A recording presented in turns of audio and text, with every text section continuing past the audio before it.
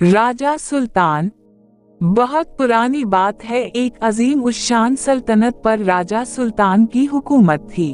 राजा सुल्तान अपनी बहादुरी और इंसाफ की वजह से पूरी रियासत में मशहूर था। इसका राज इतना वसी था कि सूरज इसकी सल्तनत की हुदूद में कभी गुरूब नहीं होता था। लेकिन इसकी सबसे बड़ी ताकत इसकी फौज नहीं बल्कि उसका नेक दिल था। एक दफा रियासत पर आजमाइश का वक्त आया। लगातार 3 साल तक बारिश न हुई और कहता ने पूरी सल्तनत को अपनी लपेट में ले लिया। नहरें खुश्क हो गईं, फसलें जल गईं और मासूम बच्चे भूख से बलबलाने लगे।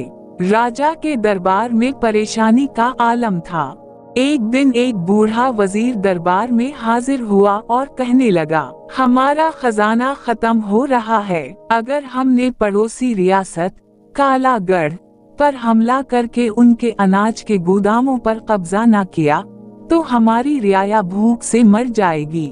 ये वक्त जज्बात का नहीं, ताकत दिखाने का है। राजा सुल्तान खामोश रहा। इसने अपनी तलवार की तरफ देखा और फिर अपनी आवाम की आंखों में मौजूद उम्मीद की तरफ। इसने गहरी सांस ली और कहा, एक सच्चा राजा वो नहीं जो दूसरों का हक छीनकर अपने लोगों का पेट भरे, बल्कि वो है जो अपनी आवाम के साथ मिलकर तपती धूप में पसीना बहाए। राजा ने ऐलान किया कि आज से शाही महल के तमाम दरवाजे आवाम के लिए खुले हैं और राजा ने अपना कीमती ताज उतारा, शाही लिबास बदला और एक आम किसान का लिबास पहनकर मैदान में निकल आया। इसने हुक्म दिया कि महल के बागों को उखाड़कर वहां अनाज उगाया जाए और तालाबों को गहरा किया जाए ताकि पानी जखीरा हो सके। जब अवाम ने देखा कि उनका ताकतवर राजा खुद कुदाल उठाए मिट्टी खोद रहा है और तपती धूप में पत्थर तोड़ रहा है तो पूरी कौम का खून गर्म हो गया। जो लोग मायूस होकर बैठ गए थे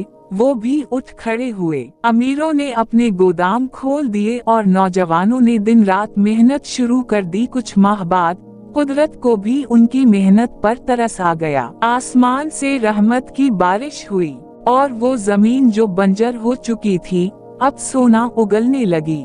राजा सुल्तान ने साबित कर दिया कि असल हुक्मरानी खौफ से नहीं बल्कि मोहब्बत और मिसाल कायम करने से की जाती है। इसका राज तारीख में इसलिए ताकतवर माना गया क्योंकि इसने मुश्किल वक्त में अपनी आवाम का हाथ नहीं छोड़ा बल्कि उनका हौसला बनकर सबसे आगे खड़ा रहा।